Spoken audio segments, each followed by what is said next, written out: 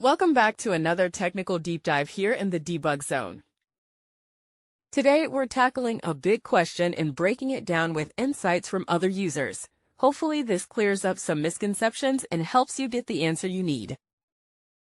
So buckle up, stay a little curious, and let's jump right in.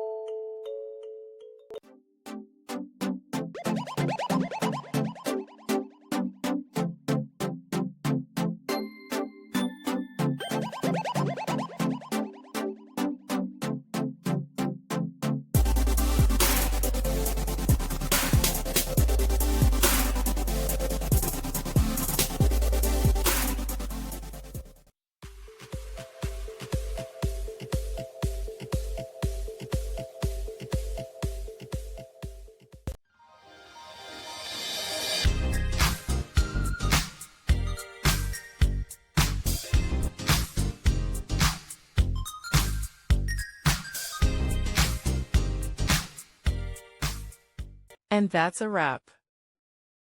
I hope you found the answer you were looking for. If you did, take a second to hit that subscribe button. It really helps out.